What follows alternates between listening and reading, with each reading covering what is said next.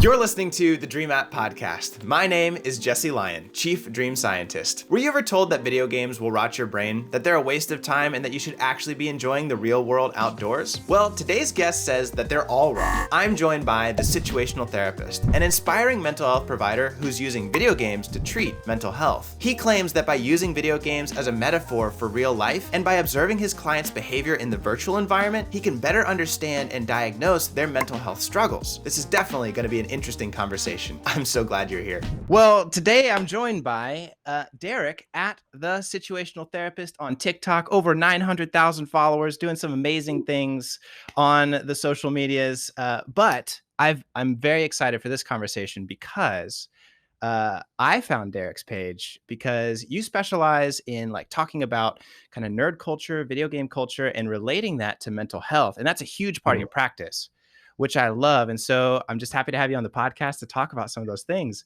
Derek, welcome. I'm so glad to be here. Thank you so much. I love mixing all those things together. I like to tell people this is not your mother's therapy. We are not going to be sitting doing straight blank faced, tell me how that makes you feel. Like, that's great. It's 2020 or post. This is a post 2020. And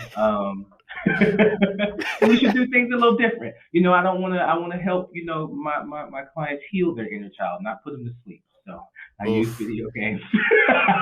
Oof, you're telling them, man. But then once they get to sleep, then when they dream, we can come to you and you can help us understand what That's what I'm hoping, just providing some mental clarity and some peace. That's my goal, man. I love that. How did you kind of get into like combining those two worlds? Because you think about, I don't know. I think about mental health and the way that, I grew up and the way that I was taught in school. It was very like, it's all about empathy. You got to do the Carl Rogers thing. And if you're not doing the Carl Rogers thing, you got to have the blank slate, be totally emotionally uninvolved from your clients. But that's very different from your approach. Yeah. How did you kind of find, I guess, your therapist voice? Well, because one of the things I love to talk about is that, I love all helping professions. We all help in very similar ways. And I am an LMHC. I'm a systemically oriented therapist. And from the very beginning, the way that we look at problems are different. We're looking at the entire family system. We're looking at everything together instead of, oh, here's my identified patient. How are they the problem? Okay, the identified patient has indicated that there might be some family problems here that we need to talk about. And so we have a lot of the founding fathers of our theory. I don't like that language. We have a lot of the people that originated some of the theory. That was very constitutional. Yeah, I didn't want to be constitutional about it. But, for example, Carl Whitaker and his therapy of the absurd. A lot of strategic-based therapies where you go in and like therapy is a very active process. And so for me, I know that, I was taught in my program that it's okay to be yourself. It's okay to self-disclose with the correct boundaries. It's okay, to let your clients know that you're human too. And I just found myself in therapy. One of the theories I use is heavily based on communication. And I just found myself, not getting bored with therapy, but like, I feel like there was a huge part of me that I wasn't bringing to the therapy room. And that is my love of video games. That is my love of nerd culture. And, through a self-improvement experience I had on my own, I wanted to get better at fighting games. Fighting games is something I've always enjoyed. And I just wasn't getting it. I wasn't getting it until I realized, like, I can sit and practice moves over and over and over again until I learn how to be consistent, until I really sit down and, all the skills that are necessary to succeed anywhere else in your life, you need to be able to do them in video games, I always like to say with fighting games, your character doesn't get any better unless they're a nurse. You make better decisions. And making better decisions is kind of one of the main things that we do in therapy. So if I can show you how to make better decisions in video games, well, then you're already making better decisions in your life. You just translate it from one place to the other. That may sound crazy at first, but I've got to say, like, I do enjoy a video game or two myself. And I have found that as I have matured and my personality has grown, my play style has become different and it's also improved, which sounds so silly. And I think it sounds silly because we dismiss video games. Oh, they're not important. Yeah. They're not useful. They're just, either a waste of time or rotting your brain. That's what I was taught growing up. Right. And the research is so clear that that's not true. veterans with PTSD who Absolutely. use video games and VR. I'm sorry, I mean to jump in there, but I just, Please. like that's the prevailing idea that it's just you're just wasting your time, and nothing could be further from the truth. It's a tool just like anything else. The skills that you have to learn to translate them to the controller. If you were impulsive in real life, you're going to be impulsive in video games. If you practice impulsivity in gaming, you might necessarily have to be less impulsive in like you're the person, right? Like you are the controller. And so, yeah, I really think it's sad that a lot of people believe that it's just a waste of time. If you have the right mindset, honestly, anything can be therapeutic if you look at it in the right way. So Agreed. I just think video games are a lot more fun than some of the other things. They're a lot better than worksheets. I can put the worksheet. I can Oh take the my stuff gosh. that's in the worksheet and make it in the game. Like I can't stand the If I had basic a nickel PBG for therapy. every wellness wheel I had to fill out, oh my. It's true though. And I think that's what initially drew me to your page was you were making a connection between the way that people express themselves in video games and their mental health, which is Mhm, the same, I believe, the same type of connection that I've found between mental health and the way that people express themselves through their dreams. You can tell mhm. a lot about the person, their personality, and kind of where they're at based on some of these things because I think it directly taps into the unconscious mind. Is that kind of the same premise that you come from? Well, when it comes to, I work from a more skill-based perspective because Okay. sometimes I have questions about sort of the archetypes, and maybe you can help educate me. Just like I don't want people to think that playing video games, to help with your mental health is just me trying to make an excuse for all my video games to be tax write-offs. Um, I want to understand maybe a little bit more about dream science because, from my perspective, I'm just very curious. Like, do the archetypes or the things that you build, to say, hey, you dreamed about this or you had a dream that included this and that means this. I'm wondering where that comes from. So for me with video games, I'm looking at it from more of a skill based, like if you need to practice certain skills. Like, for example, patience is one that comes up quite a Mhm. bit. If you're unable, you're not going to get it right away. If you have a bunch of stuff to do in your life, you have to break it down into smaller parts. It doesn't matter. You're going to have to wait. It's going to take time. And if you rush it, you're just going to make it worse. It's the same thing, for example, if you're playing a first person shooter and Mm. you are running around a map. Like, if you don't know how to be patient, some of my favorite things to do is to sit in the corner and wait. They can't stand people like me, but why move? You're That's doing my it for problem. me, I'm running And so, around. right, I'm doing terrible because I can't sit still for like 5 right. seconds. Right. And so as you like make a goal in your mind, for example, to have more clutch moments in fighting games, you literally have to Mm. practice. Okay, before I go into one, I just tell people get your finger off the sprint button, number one. But number two, throw in a flashbang in a room before you go in, or just pull up a game and just play for no reason. So I really work for more of like what skills do you need to practice in your regular life that can transfer, there. So in terms of the unconscious conscious mind, we could talk about the metaphor of the consciousness and unconsciousness all day. We could definitely have a spirited debate about it. And I do think it's relevant. So I'm curious if you could tell Sure. me more about your kind of where you're coming from, how you work with dreams, and I am sure that absolutely will incorporate into some of the stuff that I do, especially with gaming.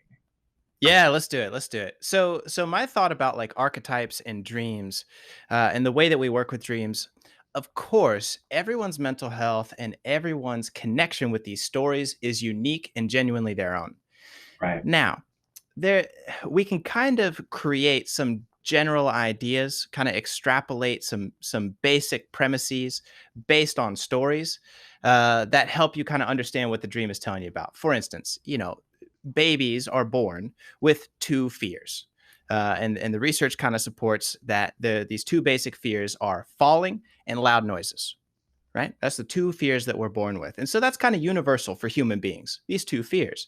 And as we grow, we develop new fears and different fears. And so there's this growth that happens just by being a human being. And we can kind of make uh, some predictions based on their dreams about what they're experiencing in their life. So falling is a primal fear. So if you have a dream about falling, well, there's something that you're worried about, anxious about. It's a stress dream.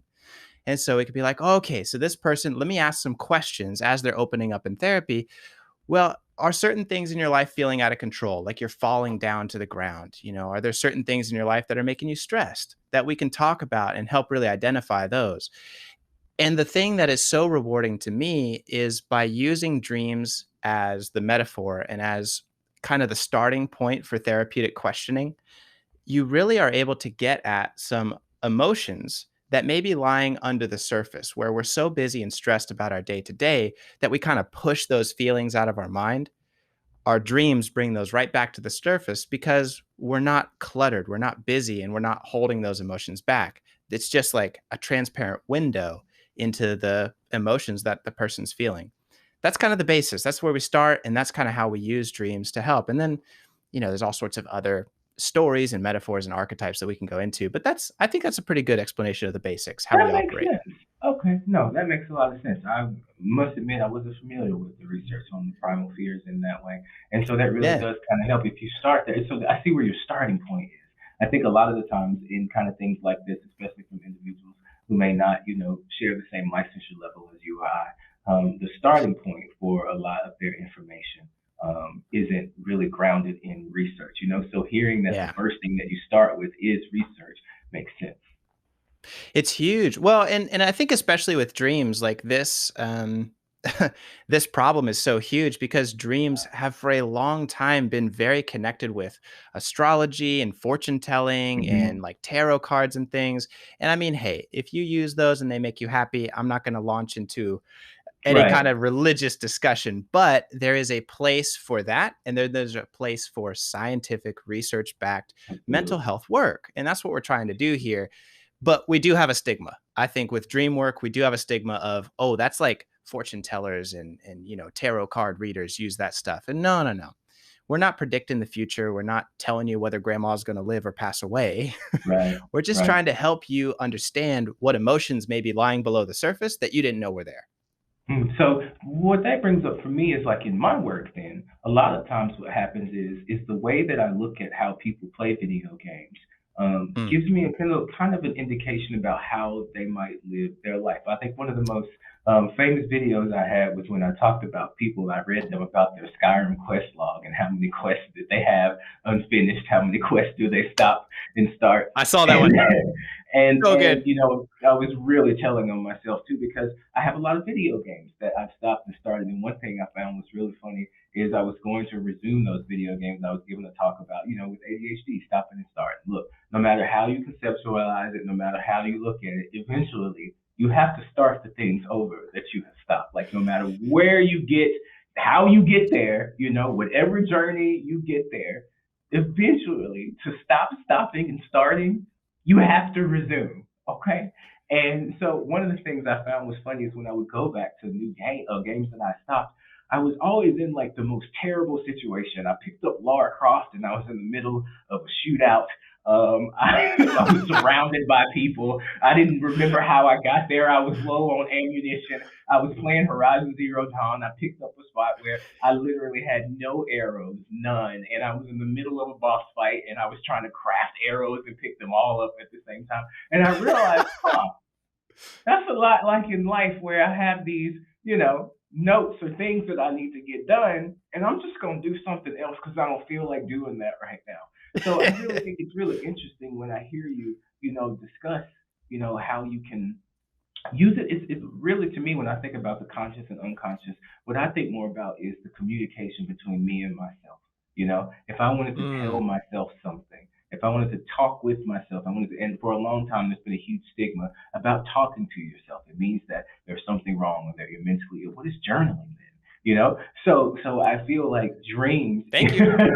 I feel like dreams in that way, the way that you're describing it, the unconscious for me would just be those things that you know to be true and that you know that you need to talk with yourself about that you might not verbalize openly or be even open enough to see. And so I think in that way, when I use video games, is I want you to be able to see your behaviors and not judge them, just notice them, look at them and see them as they are. And it can be a Absolutely. great point to launch off into therapy. So I think what we need is more talks like this so people can see where we're coming from. Yeah.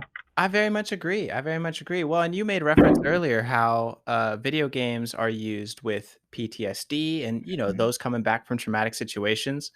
And they're very effective for that. But you have to fight the stigma of, oh, they're just playing video games. They're not Mm-hmm. doing anything important.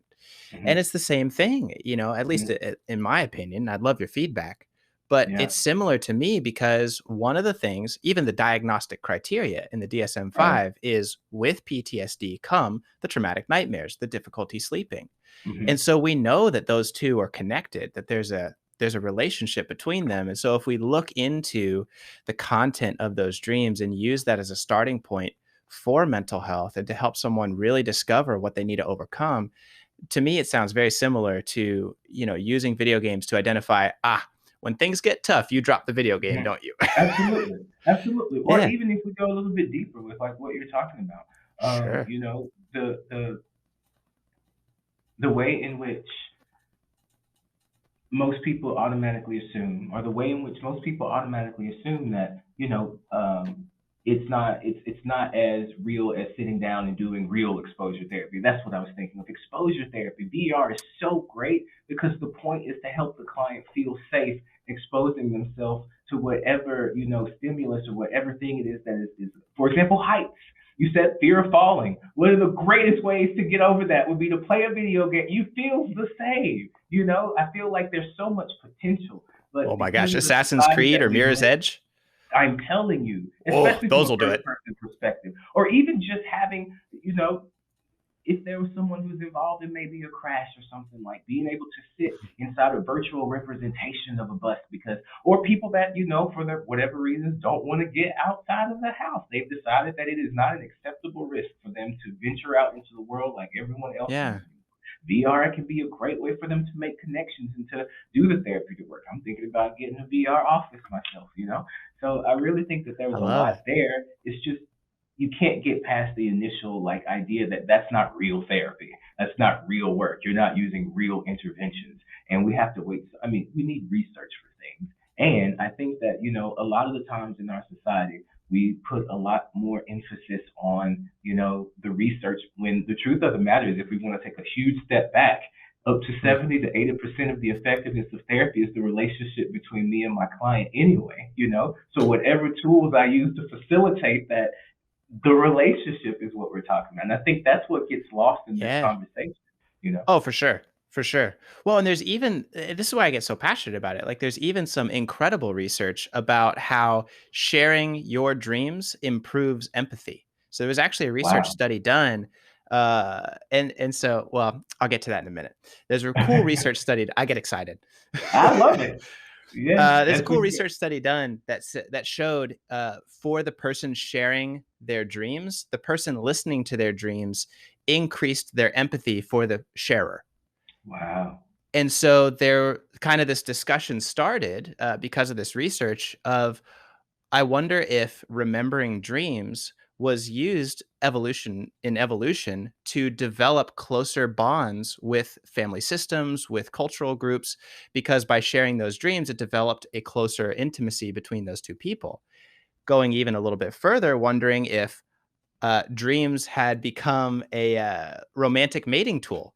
If I share Oh my wow. dreams with a potential partner, they increase their empathy for me. And now I listen to their dreams. I increase my empathy for them. Now we have a really solid romantic bond. And so there's kind of this Right. question of, I wonder why dreams and remembering dreams really developed. Was it kind of like an evolution empathy thing? Who Yeah. knows? But the research is Yeah. interesting. Yeah, that does sound very interesting. Wow. I would be interested in, how dreams and what they mean and how you would approach it. For example, people coming from different cultures and what dreams mean and the importance there, because I think a lot of that does get lost in our, cognitive behavioral therapy focused world in that, when you have other cultures that come in, dreams mean different things. And I think bringing that Agreed. into the table is super important. So, yeah. Yeah, agreed. There's so many cultural things. Like a wonderful one is in gosh, so many. Like especially in Indian culture, like cows and elephants have very specific spiritual meaning. Mm, In different Caribbean cultures, spiders have a very specific right. meaning. And so in American culture, cows and spiders, totally different meaning. So developing some cultural sensitivity around how you're Yeah. interpreting symbols and interpreting dreams is crucial. And that's why we can kind of make some general sort of See, moves in interpretation, but it's really about the relationship and talking with a dream expert, talking with someone who can help you find those answers for yourself.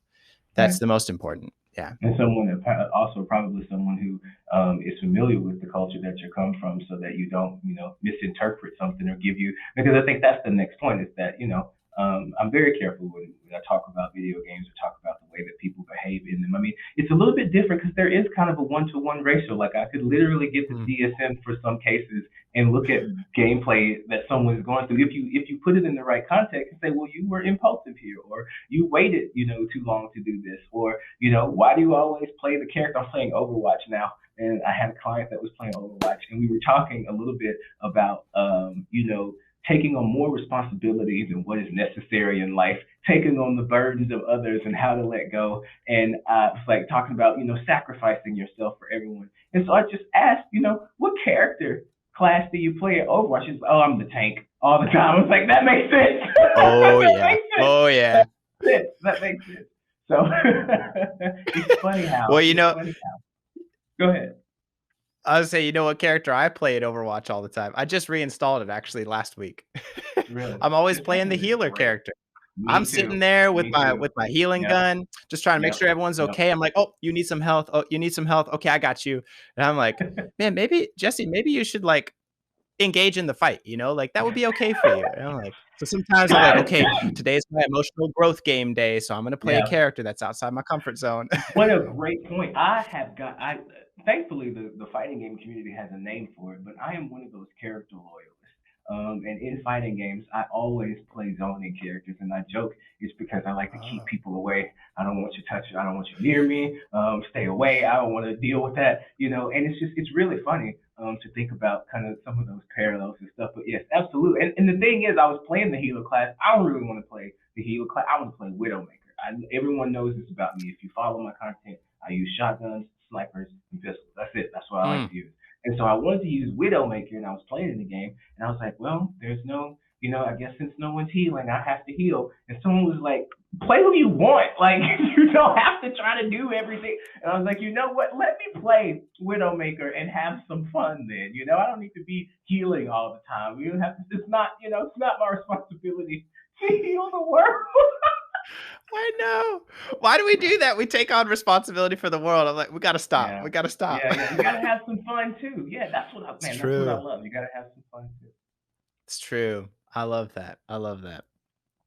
Well, so kind of on this topic about all these things, tell me kind of your experience with dreams and how you relate to them personally, maybe even professionally. I'm just Yeah. curious. I'm gonna be honest with you, and you may have heard this before. I heard that it just means I'm not remembering my dreams, but I've Hmm. never really got too much into dream work, simply because one, I don't dream a lot, and two, a lot of the theories that I used in my program. Not that there wasn't some metaphor there, but since I focus primarily on communication, which to me is like a behavioral manifestation, Mm. communication has a lot of implications on our behaviors, and I think that all behavior is communication. So I don't really focus on or opine is the word that comes to my mind, but I don't really talk Opine. I about things. like I it. know, right? I was That's like, yes, nice. yes. You Look, see they him should take 10K off of my student loans, absolutely, because I use that word. right there, But man. I don't usually talk about things I can't see or verify, and I Mm. can't verify the unconscious. I can't see it, So I can hear the words you're saying. I can see the behaviors you're engaging in. So for me, it's not really something that has been a topic of study. I think it might be enriching, to know more about it. But for me personally, the way that I relate with dreams, I don't dream. I have not dreamed since I can remember. There's one specific dream that I remember very, very clearly. But other than that, I don't remember dreams. I remember growing up, I used to have a lot of Yeah. nightmares. a lot of sleep paralysis. So dreaming and sleep wasn't even something that I really liked very much. I always tried to like Ooh, fall sleep asleep paralysis. before, right. I would try to fall asleep before I realized it because I just was afraid to go to sleep. It's something that I used to Oof. experience a lot. So dreaming and sleep, and it's so important, but it's not something that I've really, has been a place where I'm like, let's explore, let's get through it so that I can go on about my day. So yeah, that's kind of my personal experience with it. Wow, yeah. Well, you're absolutely right. Like when we hook people up to like the brain scans and do all that fun stuff, during sleep studies, everybody dreams. If you actually get into a sleep pattern, you are Mm-hmm. dreaming, and we can map that out. We can verify that. We can also do some interesting research where we wake people up at different stages in their sleep, and we notice that they remember things a little bit differently, and we can really kind of identify what types of dreams are happening when. So Mm-hmm. we used to think that you only dream during REM sleep. That's the rapid eye movement stage of sleep. But we have found more recently that you dream in all stages of sleep. But the Hmm. most intense and the most emotionally vivid tend to be in REM sleep. That's why we thought you only dreamed then. I Um, see. and then, taking this research, what we have found is that actually 90% of dreams are forgotten within the first 10 minutes after waking up. And there's a Hmm. few theories about why that happens, but we can kind of confirm that yes, everybody dreams. The problem is not being able to take that dream memory with you when you start your waking day. That seems to be really the difficult part. What causes you to be unable to take the dream with you?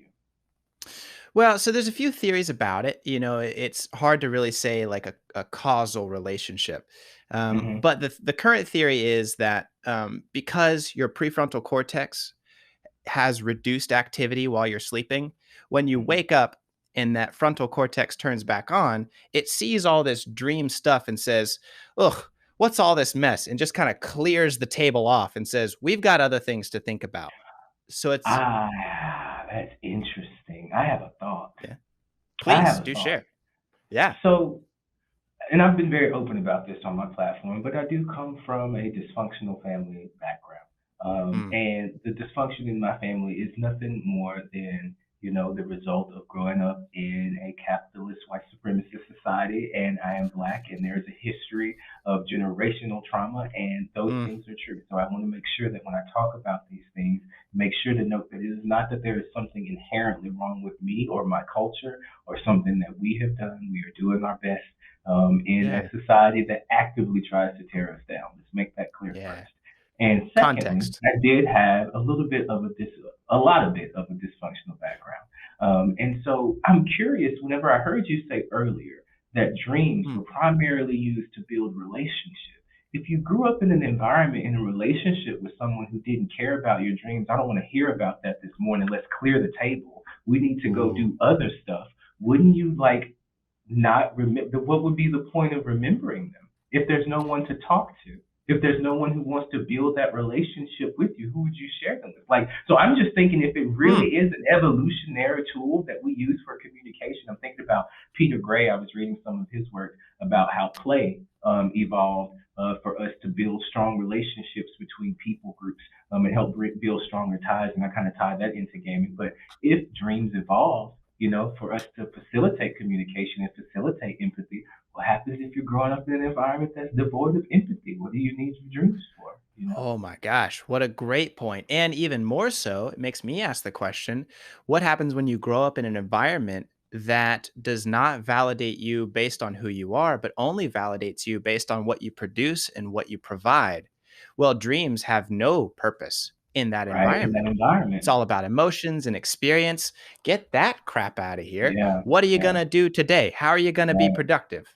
Right. And it's so, well, it would make sense that you wouldn't remember anything. That's actually a little bit of my story. Like, Mm, it's very much like, what are you doing? What are you producing? And so there was a right. long period of my life where I didn't dream. So I Hmm. could imagine, yeah, your story Because I being think I different and remember unique. Stephen That makes King sense. saying that. Yeah, I think I remember Stephen King talking about having bad dreams. I don't know if you can verify this. This might just be me putting something together. But I think I remember him talking about having bad dreams and like writing stories about his dreams. And I could see why he would continue to have them if they are producing value in his life. I mean, he's getting a certain sort Could you of imagine type if of he thing. stopped? Ah, There Ah, goes this man's whole career. right, right, right, right. Where would the Yeah. idea Well, come from? I even think that's really interesting. yeah, even Google. The founder of Google, when it started because of a dream. You know, he went to sleep and he had a dream about accessing a library of all the information you could ever hope to see through a Mm, computer. And he's like, that's a great idea. He woke up, he did it. Charlie Puth, all over TikTok, coming up with songs in his dreams. He's like, I heard this in a dream. So he writes it down, sings to himself. mm, They are an incredible tool for connecting with something that is difficult to connect with while we're awake. right. Yeah. Yeah. Wow, that's very interesting about your story. So Yeah. so there was if I'm getting this right, there was a Yeah. period of time where you dreamed, like maybe when you were really young, and then Uh-huh. that kind of like faded away and you haven't remembered your dreams or been very connected with your dreams in a while.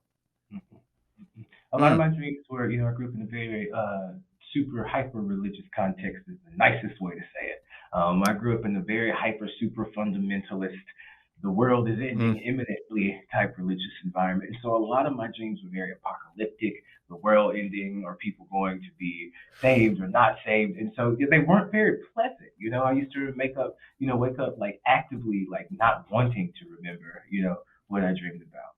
So yeah, and there was a period of time where I do remember dreaming, and then it just stopped. And I've had one very vivid dream, and then other than that, I mm. just did. I mean, I used to even sometimes I've had lucid dreaming before.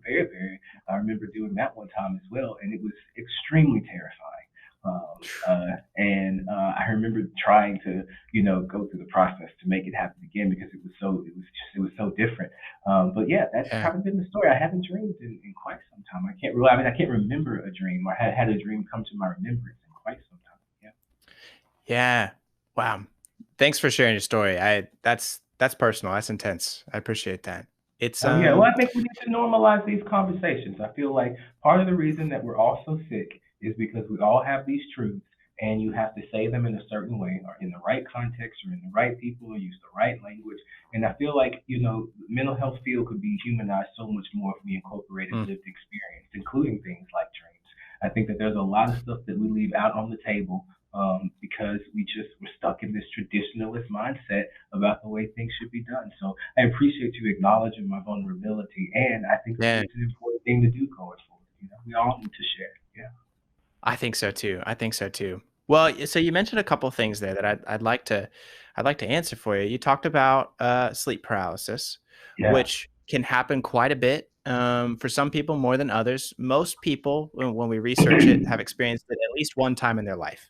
Mhm. But sleep paralysis happens when there's a disconnect between waking up and going to sleep. So when you are sleeping, your body is paralyzed.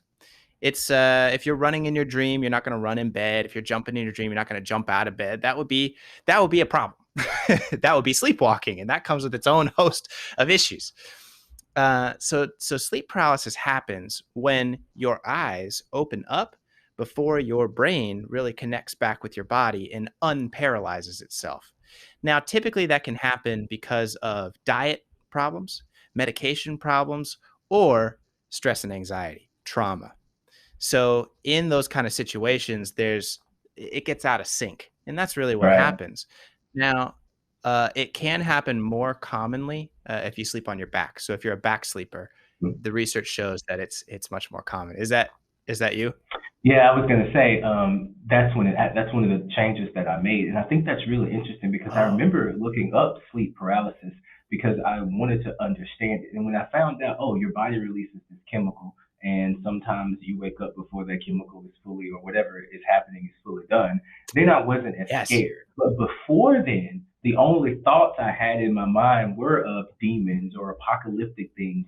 Even when I would talk with the people in my home, their explanation, the meanings that they gave me for what I was experiencing were all related to demonic things or all related to, if you would just pray more to God or something like that. That's why that's happening. So I really think that a lot of people in my community are going to appreciate that explanation on sleep paralysis because at least when it happened, I remember being able to think like I can't move, I would like to move. So being able to have that thought to go to where it's like, this is just sleep paralysis. I'll wake up in a minute. I'm gonna pretend like it's Kill Bill and focus on trying to move my toe or something like that, so that Hey, there you go. I can get up.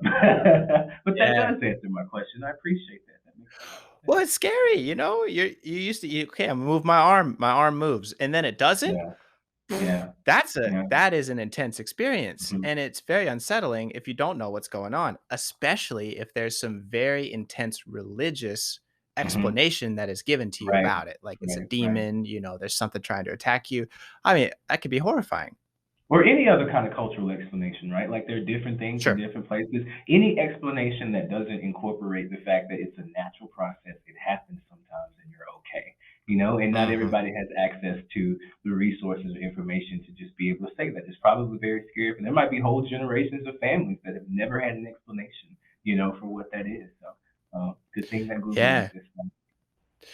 Agreed. Agreed. Well, I find that a lot. Like, and I'm curious your experience too.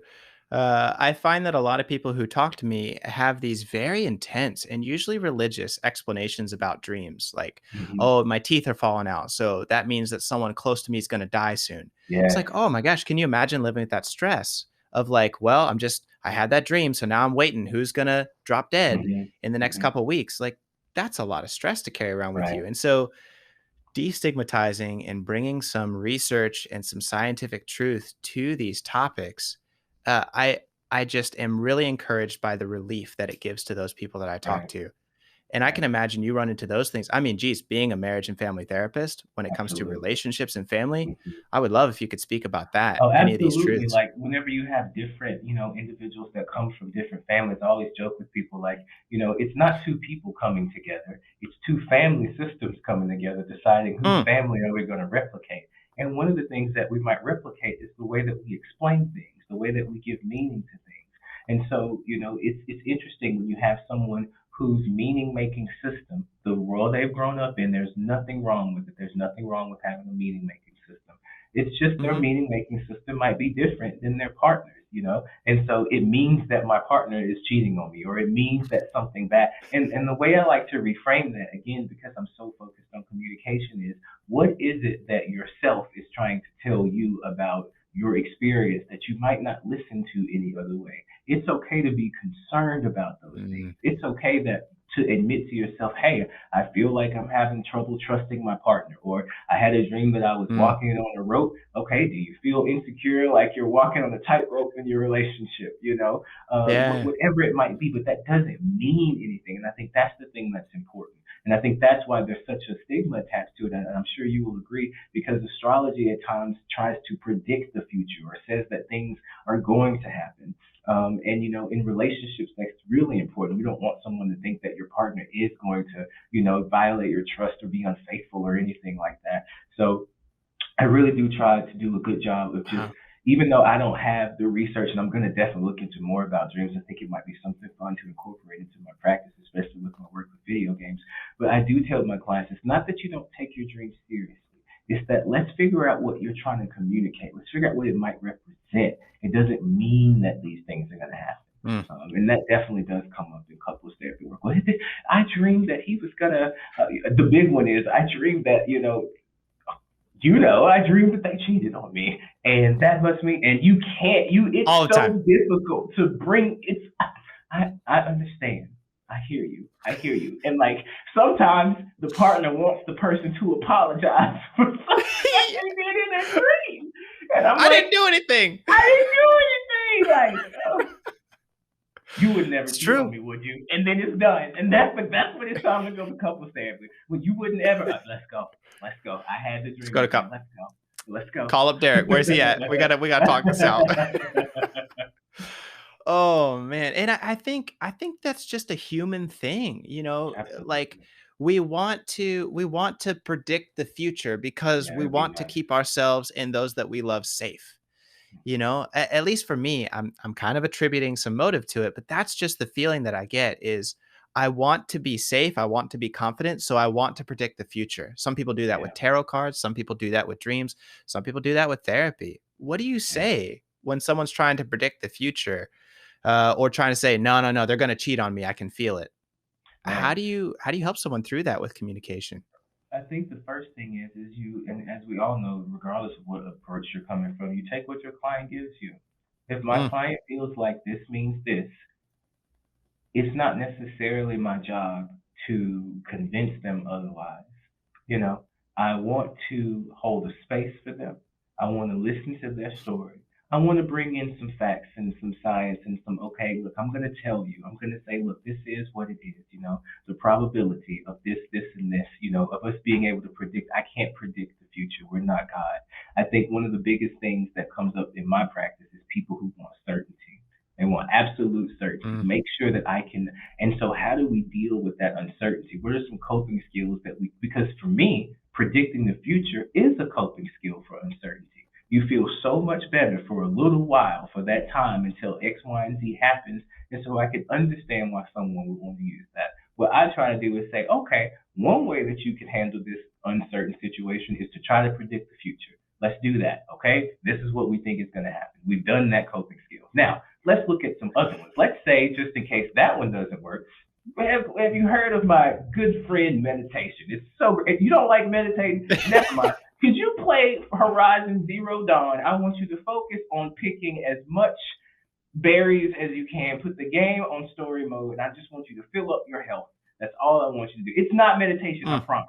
I want you to play Forza Horizon. Don't go faster than 60 miles an hour. I promise. Make sure you're listening to some music you really enjoy and focus on driving the best path. It's not meditation. No, I promise you. We're not meditating. I promise you, it's not I promise it's not meditation.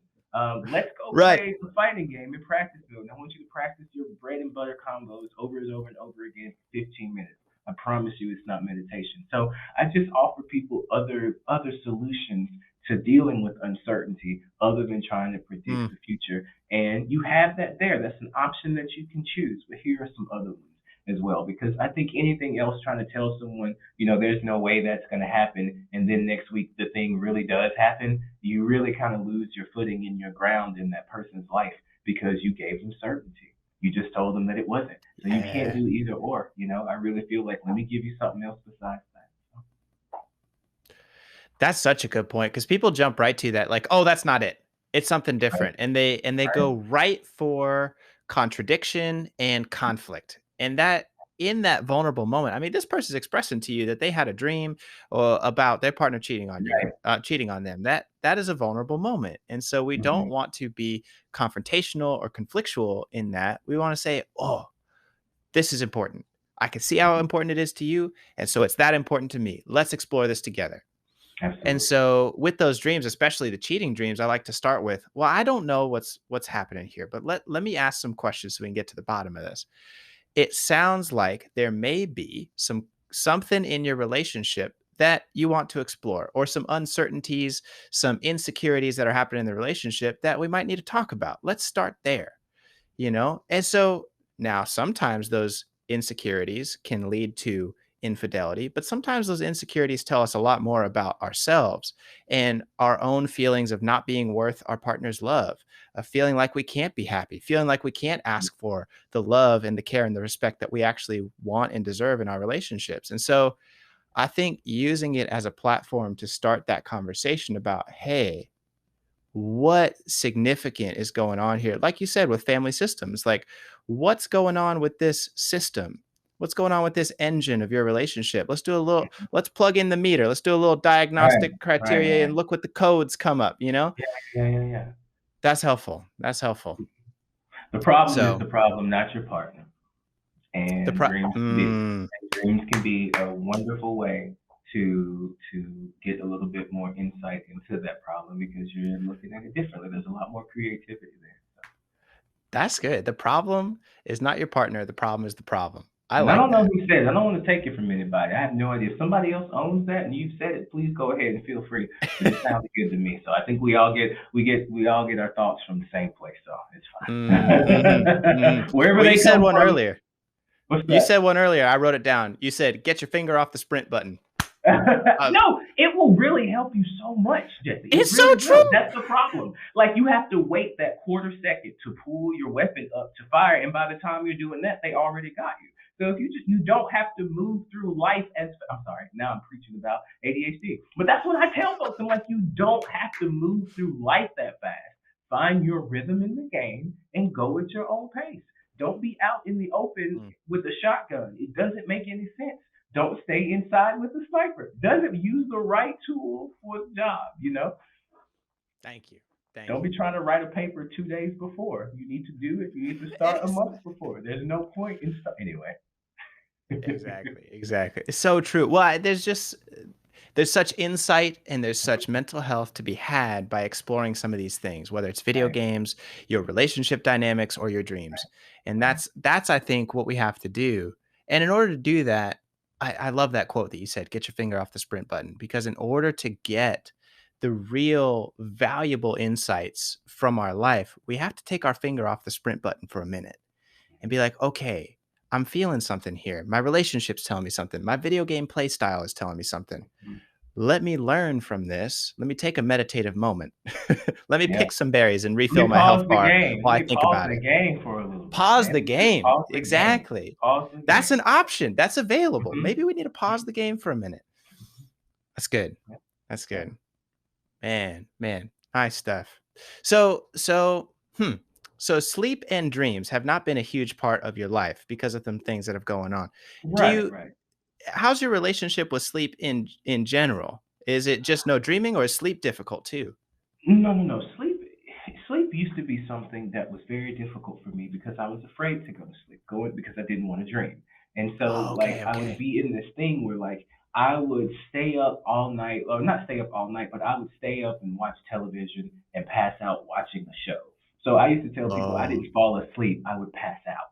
And not like just not, I'm not trying. It wasn't like sleep wasn't an active, I'm now going to bed. It is, I'm gonna watch this. Oh, okay, I didn't go get into bed last night. So, I can remember waking up like kind of half groggy and then going and getting into bed and going to sleep. It's much easier to do that. But yeah. now, I'm really at a place because I do exercise regularly, because I have made strides with my health and the way that I eat. And by the time I'm at the end of the day, I am ready to go to sleep. I am ready to lay down. It has become a ritual. I have a set time that I go to bed, and I didn't realize how important what that was. But I am in the bed by 10 o'clock, and I am usually up by 4 or 5, at the very least 6, because kickboxing is Man, at 7.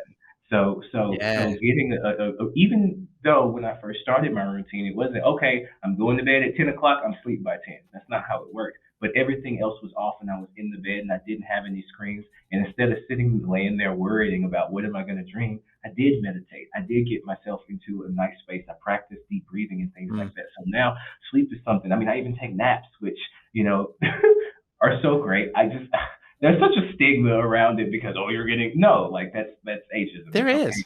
to grow in your age, and it's okay to nap. But I know people younger than me that napping is really really nice. I started doing it more when the pandemic happened because I was at home and I had the opportunity to take a nap. So but that's kind of how sleep is for me now. It's much more sweeter. It's much more peaceful. I haven't gotten to the place where I remember dreams yet, and I'm interested to learn more about what I could do to maybe facilitate that. Yeah. As far as sleep, it's really great. I'm really happy. Man, I'm glad that relationship with sleep has improved, because Yeah, it really yeah, is a relationship. it is You're absolutely. afraid of it at first, and then you have to like learn how to almost how to communicate with yourself over sleep. And yeah, that's a good point. Meditation is super helpful. I recommend that for everybody. And if you don't do that, you might want to consider getting into that kind of pattern, that kind of routine, because even research based, falling asleep is much more akin to a concentration exercise than it is to a relaxation exercise. And people don't Okay. really understand that, I think. In order to fall asleep, you have to actually concentrate. That's why they tell you to count sheep, or meditate or think about something as you're falling asleep, because, well, just like in math class when you're growing up, you start to focus on that math problem, you fall asleep at your desk, because concentration is the gateway to sleep, and that's the point. But you Wow. said something that I think everyone listening to this right now has to put a comment down below, because I know you calling everybody out. How many people stare at their phone screens until they Mm-hmm. pass out rather Mm-hmm. than actually go into bed? Right. Oh man, guilty as Right. well. And I think Right. that's most people's relationship with sleep because of that fear, because of that frustration with it. Yeah. It's a good point. And it took me a while to like come to terms with it because I was telling myself, and like it doesn't have to be the phone. We can be honest about this. It could be reading a book sometimes. It can be anything that isn't, Absolutely. you know, I'm going to bed to go to sleep, And like I was thinking about what you said in terms of like concentration, exercise and concentration. I never heard that, but it does make sense why I would have problems going to sleep because when you're growing up in a dysfunctional environment there isn't a way to concentrate. There's always, for example, you said one of the things that we're afraid of is loud noises. If you're growing up in an area where there are, a preponderance of loud noises, that's the second one. The first one was opine. I don't know if preponderance works there. Preponderance. I think that one's for legal. My bachelor's in criminal justice. Not a lot of people know that. A lot of people have Oh, really? backgrounds in psychology. Yes, my bachelor's degree is in Wow. criminal justice. Yeah, I was Very going to be a cool. cop. I was going to be a cop until I realized that's not the way I want to help people. So, yikes! Is anybody reading this? Like, listen, these numbers are terrible. So, I don't think preponderance that has to do with evidence. All I'm trying to say is that if there's a bunch of noise going on where you're not going to be able to concentrate on it. It's not safe enough. It's No, not sir. safe to go to sleep. It's not safe to go to sleep. Yeah. Wow, that's really interesting. I see why. I Absolutely. tell some people sometimes like to I guess I don't want to give away all the secrets, but not everybody's going to hear it. But sometimes, telling people to focus on your big toe or lay in bed Mm. and don't close your eyes until you're fast asleep. That's something that sometimes helps people a little bit. If you think about it, that's a little, counselor humor there. A little, okay, That's a yeah, little bit. Yeah. yeah, It's like a catch yeah, 22. don't close your eyes until you're fast asleep. And that sometimes helps with. I won't tell you My why, my favorite one is, and I've never heard this from anybody. This is just my thing, and this is what I do when I struggle to fall asleep. I really meditate. I really concentrate, but I imagine that I close my eyes. I imagine that my bed is in outer space. And it's like a okay? nice nebula or galaxy going on, right? And Okay. I imagine I say to myself, Jesse, can you feel the bed slowly tilting backwards? Maybe it's Hmm. just a quarter of a degree. Maybe it's an eighth of a degree. But if you really focus on it hard enough, you can feel your feet lifting up and your head dropping down like the bed is tilting like this. Hmm. And if you really think about it, you can kind of trick yourself into being like, yeah, I think I can feel myself rotating backwards. And the more that you concentrate on it, the more that rotation feeling starts. And then once I get vertical in my mind, I fall down. And I never get vertical because I fall asleep. That's Hmm. my secret. That's so interesting. I wouldn't give that As away. I never heard of it before. Bro, no, Maybe I'm I'm just just a kidding. crazy person. No, no, no, no, no, no, no, no, no, no, no. And to It's my be fair, favorite though. and I think we, kind of just thinking back. I think this will. I'm hold on, before I say this, I am guilty of this as well. I'm not trying to say it's just you. I think some of the reason though that our things on like video games or sleep aren't taken seriously is because people think, oh, that's just crazy talk. And so I Mm. think one of the things we have to do, and I'm guilty of it too. I had a TikTok the other day where I had to acknowledge my use of the word crazy or use of the word insane is what it was. And I think we got to start stepping away from that language because I really think it does disqualify us and our experiences in kind of one of the worst ways. It's not crazy at all that you've come up with an amazing, unique technique, concentration exercise for someone to do to help them fall asleep. So I'm not policing your Well, thank language. you. I'm just saying I want us to think about, especially when we're doing these pioneering these new fields, these new things. We're using video games. We're going to talk about your sleep. I'm sure someone else is going to come in. I can't wait to meet the therapist who's also a chef.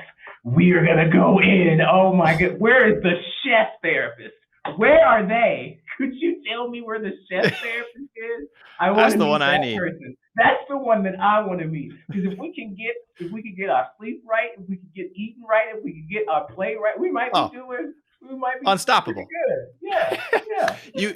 You make a great point though. You make a great point. Sometimes being a therapist, sometimes I use the word crazy a little bit tongue in cheek, but I don't think Yeah, I think some people still use that term yeah, uh it genuinely. And so yeah, I'm kind of saying a joke when I say crazy. Of course it's not. yeah. But I guess you make a good point. You make a good point. Yeah. But Especially in marginalized communities, right? Like, because for us, we don't oh, have the luxury of adding context to our language.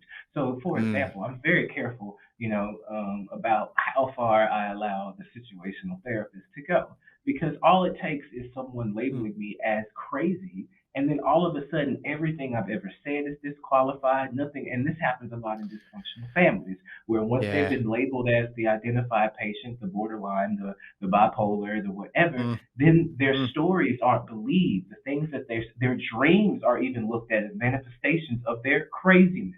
So I think it's really important that we kind of get away from that language so that we can incorporate these new ways of doing work and new ways of doing things. So that's just the perspective that I come from. But I definitely hear where you're coming from, and I can definitely see. For example, if my client Absolutely. says that they felt like they had a dream and it made them crazy, okay, I hear you. Let's talk about it. This isn't the time to have a higher level discussion about this language. Like, not yet. We'll get there later. We'll get to the self actualization. Let's deal with the fact that you can't fall asleep right Yeah. I love that though. You have such a way of identifying and recognizing the use of language, because that really is kind of the cornerstone of now. what you do in your practice with marriage and family therapy. That's so important. So You're important. only as free as the language that you have access to. I did just come up with that by myself. That was off the top right here. You can write that one down. That needs to You be are clipped. But only you are as you are free. only as free as your language. Like, there are whole experiences that we don't have access to. And I just thought of something. I'll come back to it because I'm learning Korean, and I was waiting for the day when I would start dreaming in Korean. I was super. I want to hear about learning a new language and how that affects your dreams. Let's do it. But if with communication, if your partner, for example, doesn't have access to the language to explain how they feel, they might just say something like, "You made me blah blah blah." They're unable to say that, well, because of the past experience I've had in my life around this particular topic, when you engaged in that behavior, I felt this way because that's the association I have with it. That's a lot of talking. Mm. It's much That's easier a to lot of just words. say, "You upset me. I'm mad. Deal with it." So I really think as we increase and expand and even be very critical of the language that we use, I really feel like that's another doorway to healing. Because for me, in my practice, I think the truth really does, as much as it has a religious connotation, the truth really does set you free. And it's hard to have That's truth beautiful. whenever you've only been taught lies. If that's all the language that you know, then that's the only language you can speak. But anyway, that's my little mini sermon. We'll get Yeah, into that's it. good. You are only as free as the language you have access to. I wrote that down. That's good. Yeah, no, that's mine. Just on this day today, I can Brene Brown. Don't you steal my stuff and then say it. You heard it here I'm first. sorry, Brene, never that's not mind. yours. The tea is hot. Woo! Anyway, Oh, so tell me oh, more baby. about when you learn a new language and you start dreaming in that language. And also, have you seen the movie Arrival? I don't think so. Amy Well, Adams.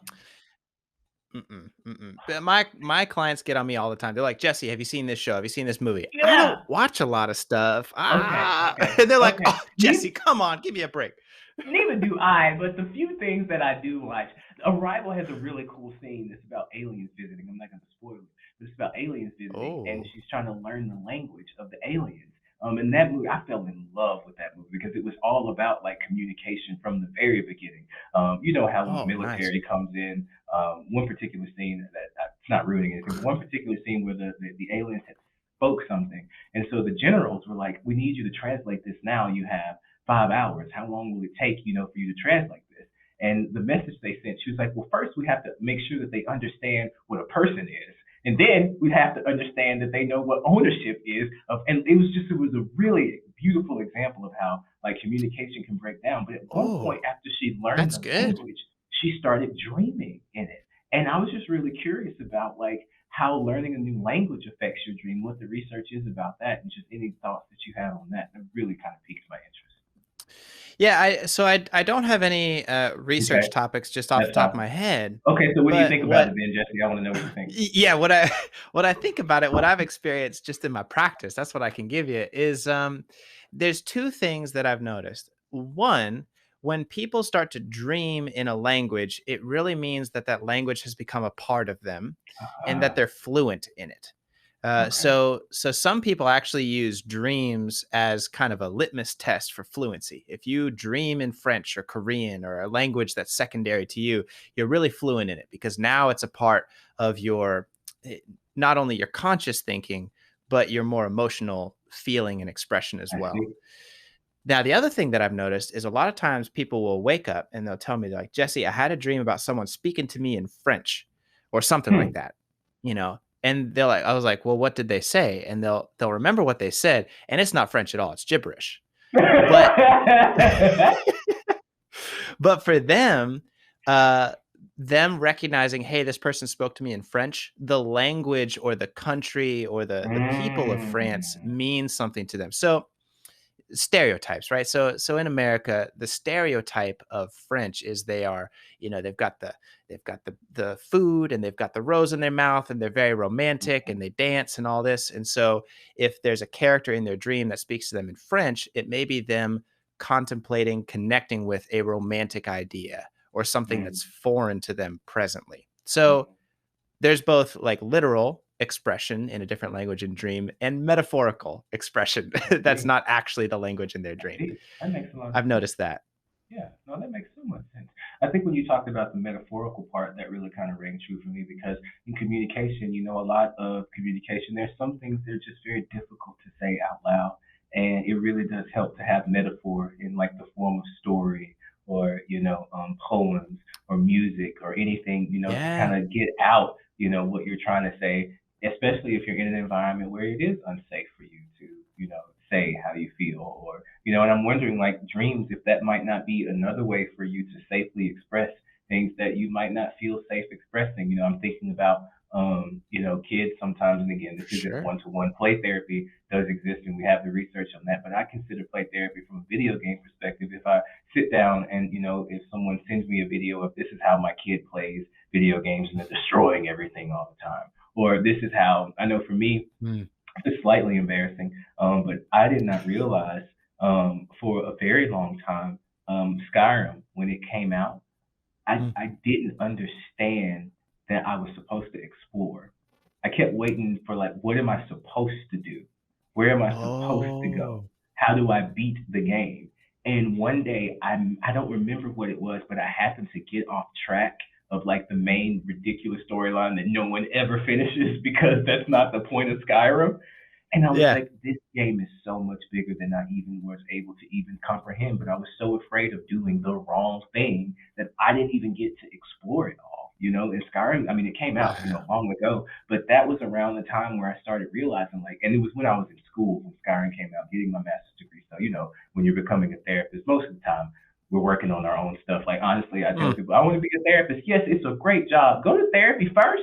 It's a lot cheaper and just check and make sure. And if you come out of there and you still want to make your job listening to, the most difficult things that people can go through, then that's great. We need individuals like you. And it's real. I love my job. I'm just saying, go to therapy first. So true. So true. It was when, that's interesting. Yeah, it was very interesting. I didn't realize and then I realized I approach life that way. I'm afraid to take risks, what I'm supposed to do, the things I'm supposed to, how do I beat the quest line? There is no exploration. So, yeah. Wow. That does not sound embarrassing to me at all. Actually, I remember playing Skyrim when I was younger, and I remember having a very similar experience. I was like, really? This game's slow. I don't understand what's going on. What am I supposed to do next? Where are the monsters? I'm just supposed to explore? I'm not allowed to explore. That's not tell me what to do. Is there somebody? I'm going back to Overwatch. Is there somebody I have to heal? For the bad thing to happen if I don't do what I'm supposed to do. Yeah, exactly. Oh, I can really connect with you in my own way when you say that. Yeah. Wow. Well, we're coming to a close, but you asked a fantastic question. I don't want to take up too much of your time, but you asked a fantastic question that I realized I didn't answer. You asked, how can I get my dreams back? How do I start remembering that? Yes. And so that's a fantastic question that I definitely want to address. So remember, the reason that you don't remember dreams based on the research is because of cognitive prioritization, right? So when you wake up, your conscious mind turns on, prefrontal cortex, and it says, we're busy. We got to clear out rooms so we can worry about what's on our schedule. So take that and reverse it. When you wake up, turn your alarm off if you have an alarm, and take 5 minutes.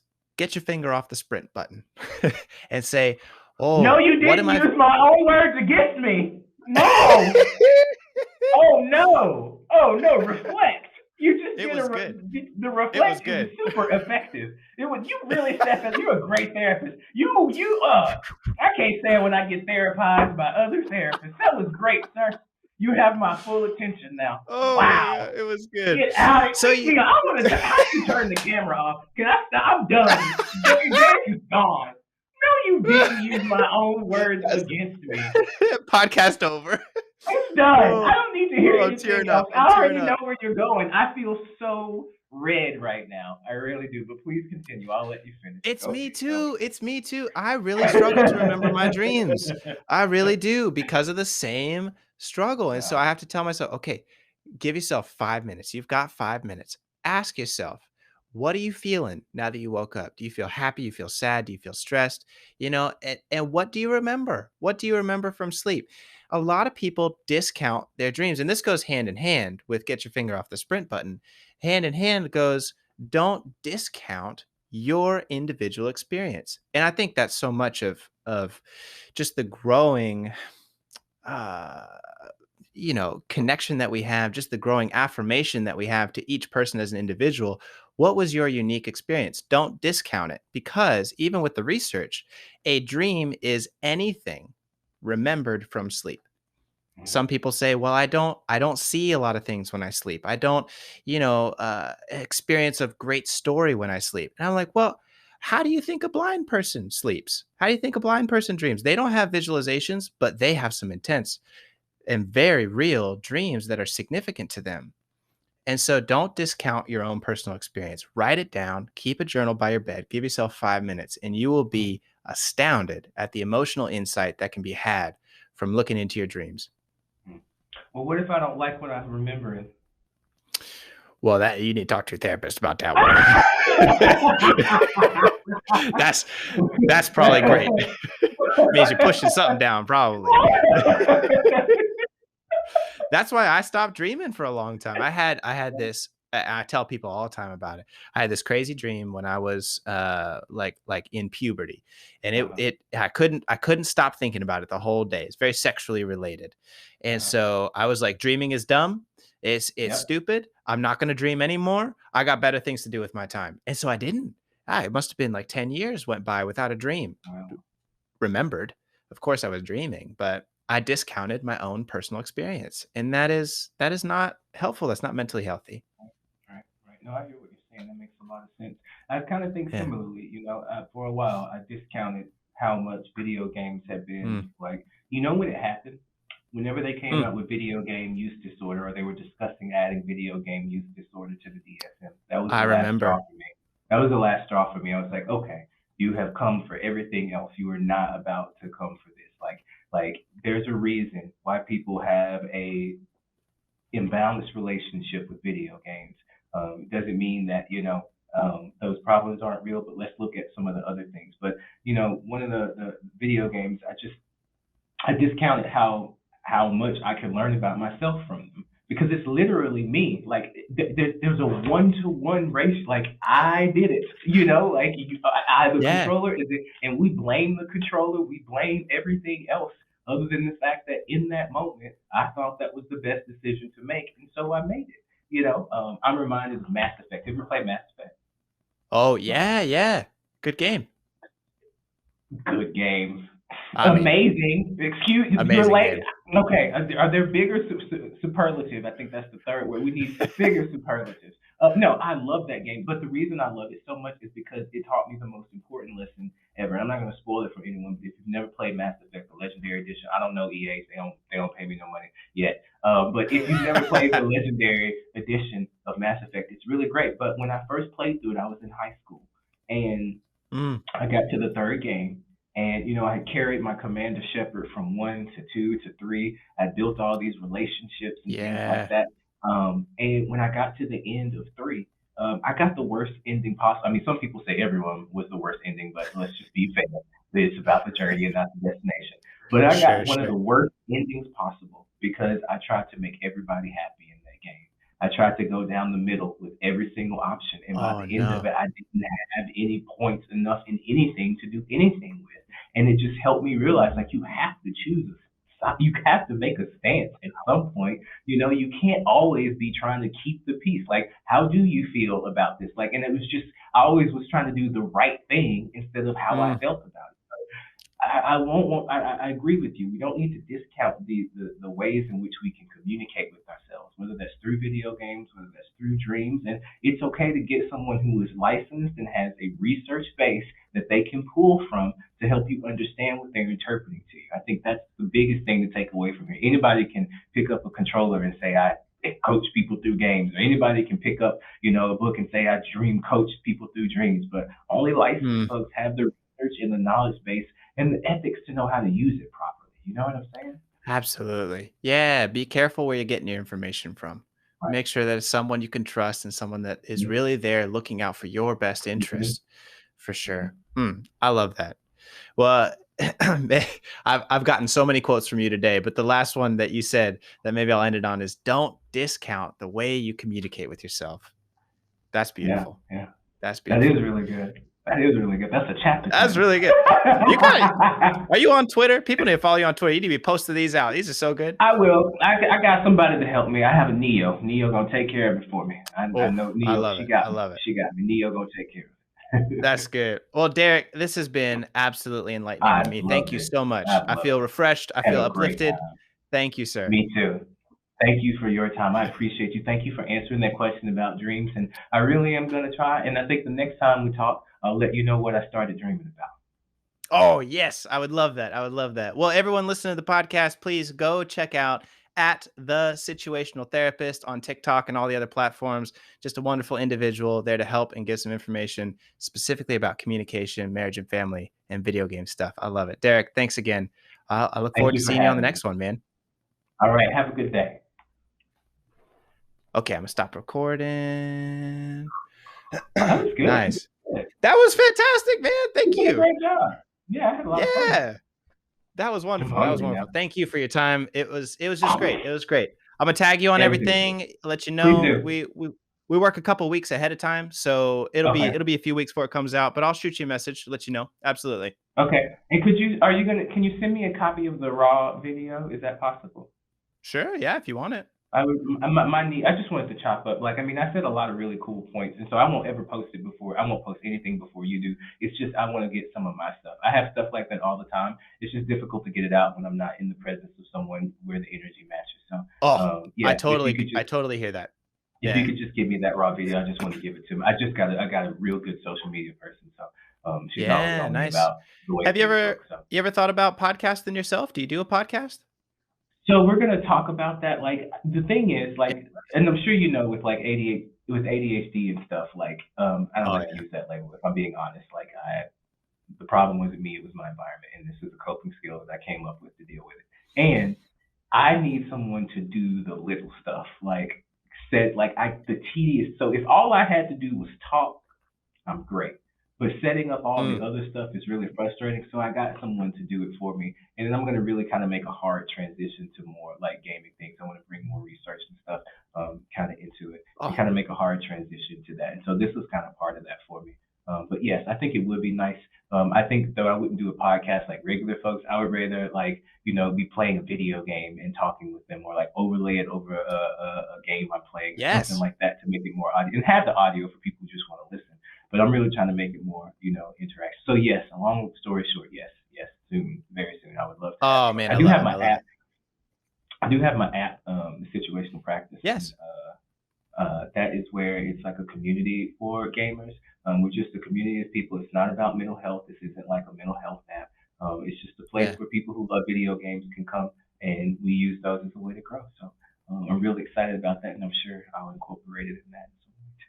That's cool. That's cool. I love it. Well, yeah, I'll give you access to your footage. In fact, it may no, I think I'll have to give you a link. I have to give you a link Okay, because what's please great do. And about this platform, Melon, is that while we're recording, it records it uh on your device and then uploads it to the cloud. So that way we're not okay. limited by bandwidth. So it's actually Mhm. right now recording locally and then we'll upload it. So the Okay. quality is actually really good. That's why I use this app. But yeah, I'll get you access to it for sure. for Thank sure. you. I appreciate that. Yeah, and again, I promise I won't release anything until you let me know. I just want to have those things for myself, even for my community to be able to see. I think it'd be really dope. It's a very Sounds small good. community Sounds right now. good. It's not very many of us, but kind of as we grow, I just think it's cool for them to see. So, Yeah. and I think the dream thing is really going to help. A lot of the people I work with have grown up in super religious environments, and so being able to have that question answered about sleep paralysis, I think is going to be really, really helpful. So I thank Mm-hmm. you a Mm-hmm. lot for that. So we could go forever. I gotta go get something to eat, Jesse. I can tell my blood Yeah. Do pressure your just thing. Do your thing. dropped. Thanks for your I time. enjoyed this. Let's stay in connection, and I look forward to hearing from you soon, man. Take care. Agreed. Agreed. Take it easy. Have a good day. Bye. You too. Bye bye.